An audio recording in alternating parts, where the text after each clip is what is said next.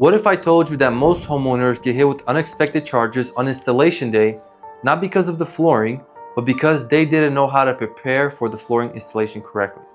In this video, I'll show you exactly what to do before your installs arrive so you avoid delays, save money, and get your floors installed right the first time. Coming up in this video, you're going to learn two critical things.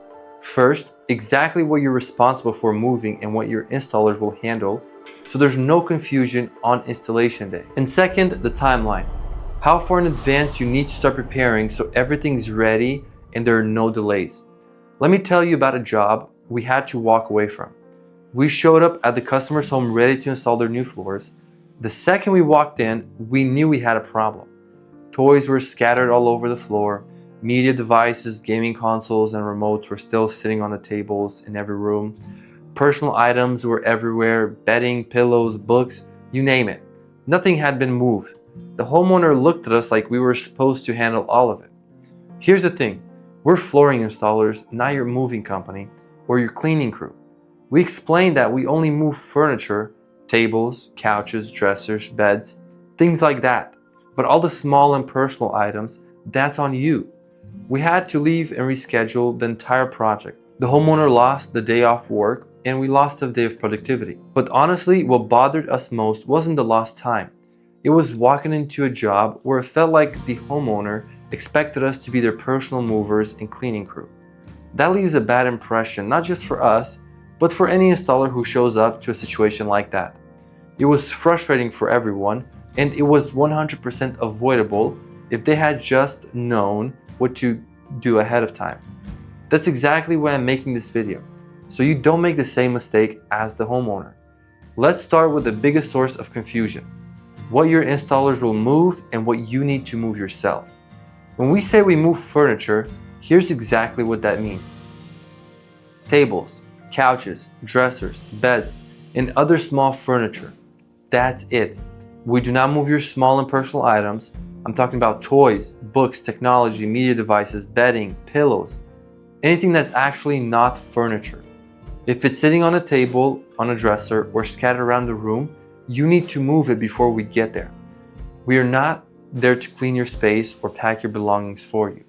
Our job is to install your floors, not navigate around your stuff or figure out where to put your personal items.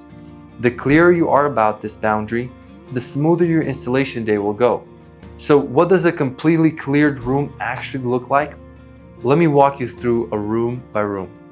In your living room, all the small items need to be off the tables, shelves, and entertainment centers. Clear out anything under the couch or behind the furniture. In the bedrooms, remove everything from your closet if you're installing floors in there. We need to have at least 4 feet from the floor up to your clothes to comfortably work. So if you have clothes that are touching the closet floor, they need to be removed from the closet. Take out everything from under the bed. Empty your big dresser drawers if we need to move the dresser. I've seen too many clients leave heavy dressers full of clothes, and that just makes the job harder and riskier for everyone. In the bathroom, clear out things on top of the cabinets if we're working in there. Move toiletries and towels. Here's the standard you should aim for. The room should be empty enough that we can move furniture freely without having to step over or navigate around your belongings. If we walk into a room and have to ask, "Where do you want me to put this?" that's a sign you didn't prepare enough. The goal is for us to walk in, move the furniture, and get straight to work on your floor. Now, let's talk about timing. How far in advance should you prepare for your flooring installation? I recommend starting at least 2 to 3 days before your installation date. That gives you plenty of time to clear out rooms without feeling rushed.